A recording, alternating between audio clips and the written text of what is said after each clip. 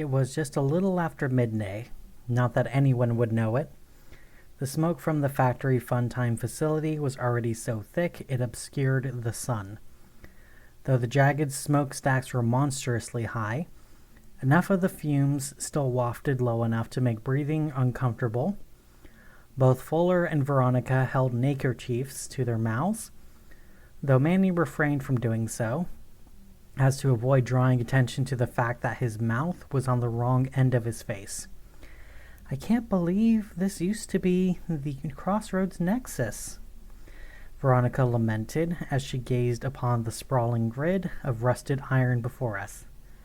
Yes, the factory is extremely efficient at converting things we don't need, like trees and open spaces, into things we do, like cubicles and phone books, the ticket booth attendee said, her mouth frozen in a smile that she was too terrified to drop.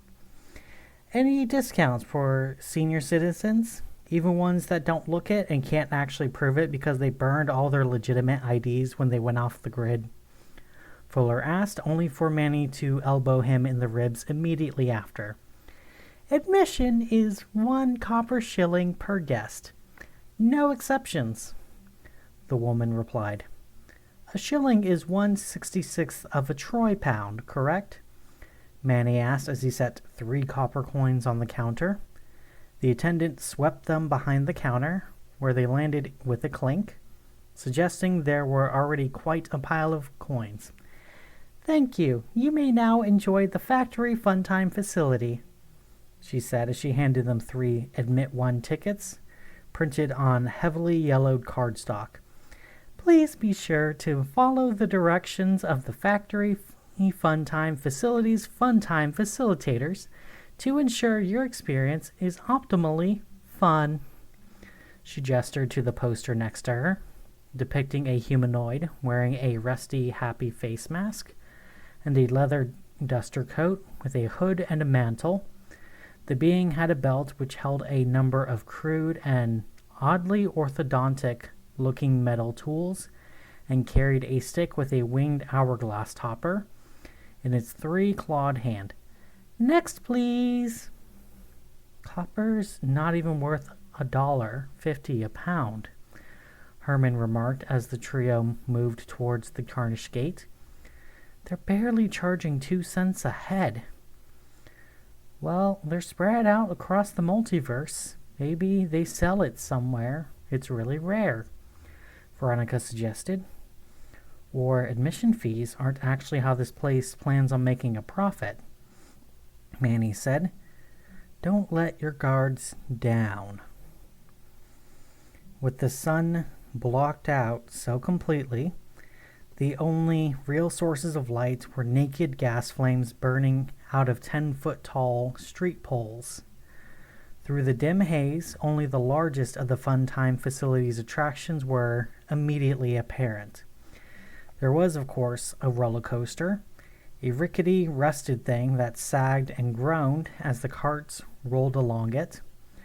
What Veronica had mistaken for a Ferris wheel on the outside turned out to be an enormous pennel tread wheel, with patrons hanging by their arms from bars as they endlessly pulled the steps downwards. It appeared to be the only attraction with electrical lights, and judging by how they flickered, it seemed that they were powered by the patrons themselves. Just next to the Sisyphean wheel was Mount Tetanus, an enormous pile of sharp, rusty machine parts that patrons were invited to climb.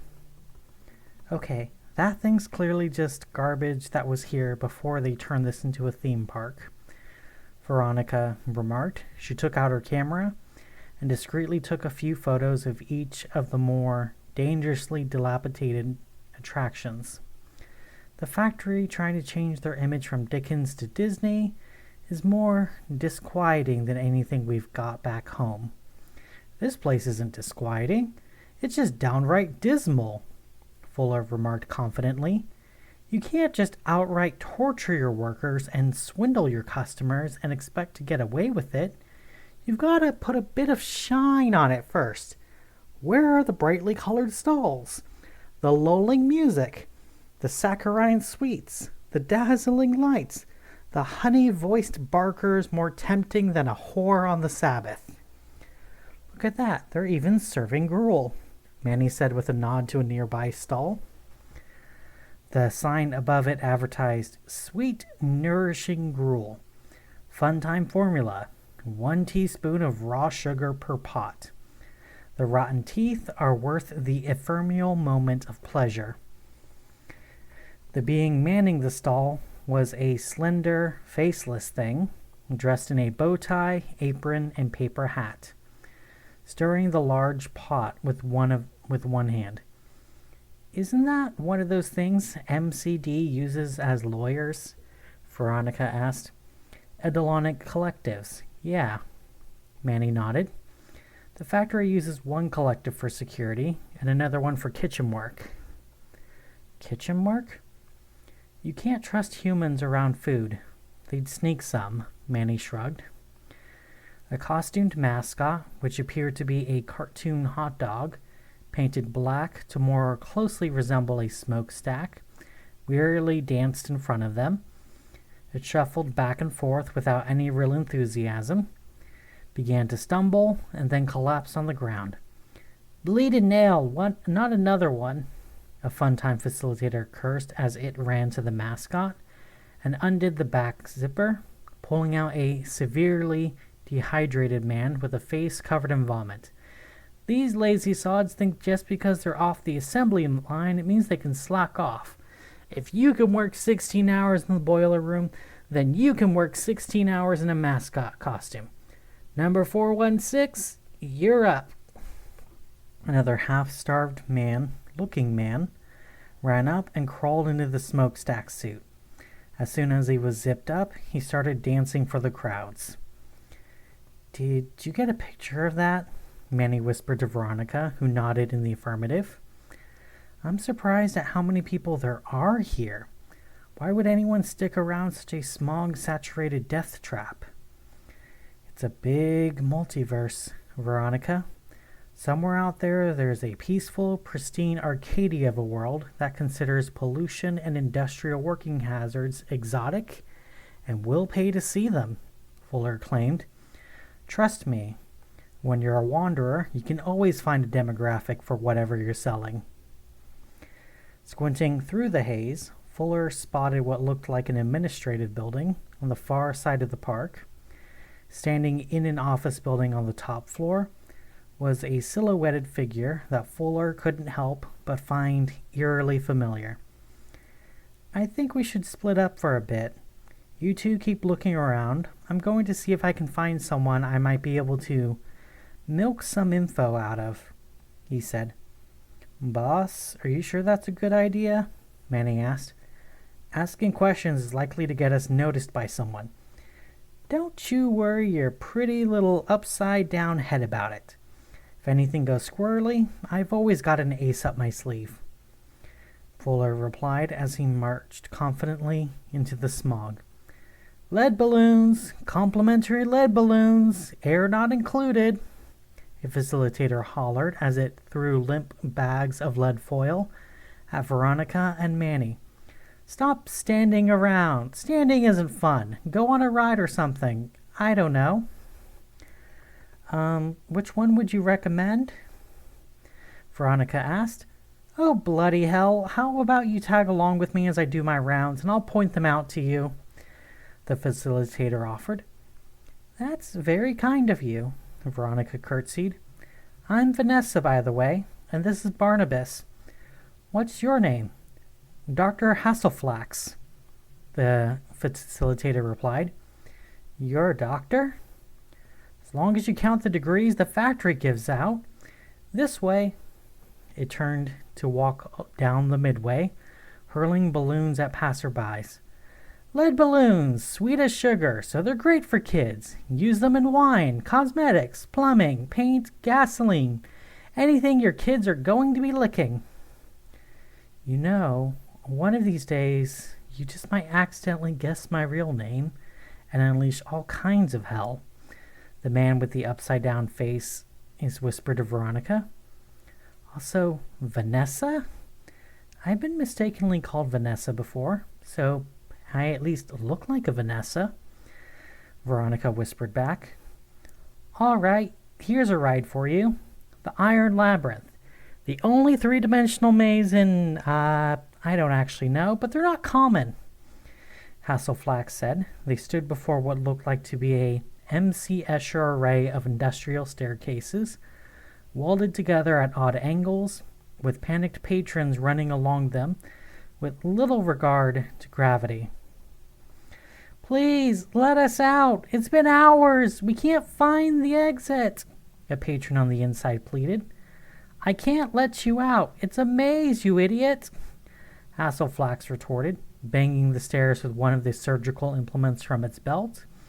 It's no fun if you don't solve it yourself. So have fun. Fun! Okay. Looks like I can't let you in there, otherwise these cheaters might get out. You should try climbing the corporate ladder. That's similar. The ride it pointed at was just a series of ladders, but the rungs all appeared to be booby-trapped. Some were red hot, others frozen. Some were covered in rusty razor wire, while others were electrified. A few rungs appeared normal, and it was those ones that the climbers trusted the least.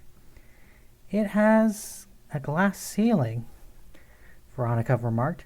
That's right. Even if you break through, you'll be impaled by countless shards. It's highly realistic, Hasselflax replied. If that's a little too intense for you, there's also the chimney sweep. We take you to the top of the smokestack and let you jump down inside of it. We don't pull you back up, though, until you got the whole thing sparkling. You can also jump from the top of the smokestack to the suicide nets, which are just the nets we use to catch the jumpers at the factory. Standard practice, really. Okay, now you're just getting cartoonishly villainous, Manny remarked. What do you got that keeps your feet on the ground?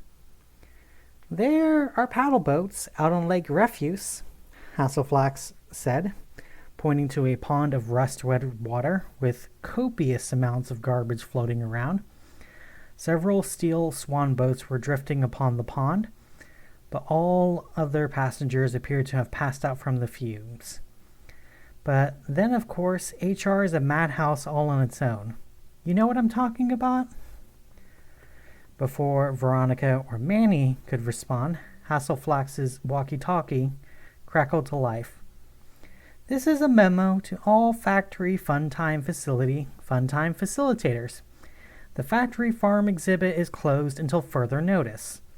Several guests, apparently considering the livestock's living conditions to be inhumane, attempted to free them. The loss of potential return customers is regrettable. However, the accountants have calculated that this is in fact a net gain, as the pigs will not require a feeding this week. That is all. Well, did the accountants calculate the net cost of using these damn walkies instead of earpieces? Hasselflax muttered with a shake of its head. Look, folks, I'll level with you. The safest ride is the assembly line. You just sit on the conveyor belt and watch the show. Thank you, Veronica curtsied again, grabbing Manny by the hand and leading him towards the indicated ride. Manny, can you see inside these facilitators, guys? What are they? I'm not sure. I can tell they're not a hive mind, so they're not eldolonics. They're definitely not human, but they're not Fae either. Honestly, the closest I've ever felt to them are the natives of Alagata, but that's all I can say for sure. The two of them were quickly admitted into the assembly line.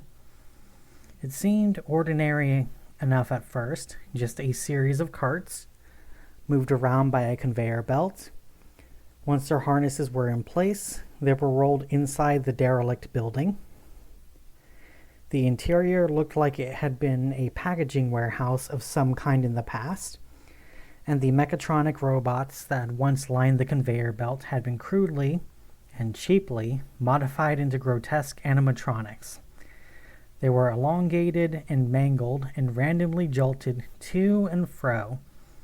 each movement causing a fiery display of sparks that cast monstrous shadows upon the walks. They flailed to the tune of a rhythmic beat that was almost music, while a pre-recorded monotone recited the same 7 words over and over again. A hard worker is a happy worker. The happiest extra-dimensional place on all iterations of Earth, Veronica smirked. Hey, isn't Disney on the Council of 108? How do you think they're taking this? It doesn't make any sense, Manny said, half to Veronica and half to myself. The factory never lets anyone in on their trade secrets and working conditions under wraps. They're like an evil version of Willy Wonka. Why would they open an amusement park to the public? Especially one that's so cheap it's basically free. What are they getting out of this? Yeah, it could be some evil eldritch plot, or it could just be a bad business venture on their part. They're both equally common, Veronica said nonchalantly, snapping a photo of one of the flailing robots. To her surprise, the flash was met by an inhuman but also very unrobotic screeching, and multiple pairs of shining amber eyes began pouring out of the shadows. Gremlins. They do the factory's mechatronics work, Manny said. Okay, I'm really starting to wonder why you know so much about the factory, Veronica replied. One of the impish creatures scuttled up to the cart and grabbed at her camera. Let go of that, you gross little flibbergibbet, she shouted as she kicked it with her high-heeled boot. The gremlin still wouldn't let go, so Manny socked it in the face. This did knock it off the cart, but also had the unfortunate side effect of enraging all the other gremlins. Shrieking and howling, they stormed the cart all at once. Veronica pocketed her camera and pulled out her trick cards. The black-backed cards levitated in a purple aura, and she tossed them one at a time at each of their half-sized assailants, knocking them back with anomalous force. One of them quickly got around behind her and put her in a chokehold. Manny struggled to get close enough to help her, but several of them had swarmed him and were keeping him pinned down. He managed to get a fist free and began punching them mercilessly. In his fury, his hat was knocked off his head, and all the gremlins suddenly relented, gasping in shock. It's him! It's the man with the upside-down face! But that means... The gremlin grabbed Veronica by her coat and pulled her towards him. Where's the ringmaster? Where's Fuller? The receptionist at the Funtime facility's administration office looked up at a man in a red velvet frock, coat, top hat, and diamond-topped mahogany cane sauntered into the waiting room. Can I help you, sir? Yes, I'd like to have a word with the man in charge around here. Do you have an appointment? A man of my standing doesn't require an appointment. And you are? Herman P. Fuller of Herman Fuller's Circus of the Disquieting. Delighted to make your acquaintance, Fuller said reflexively. Shoot, I was supposed to be incognito.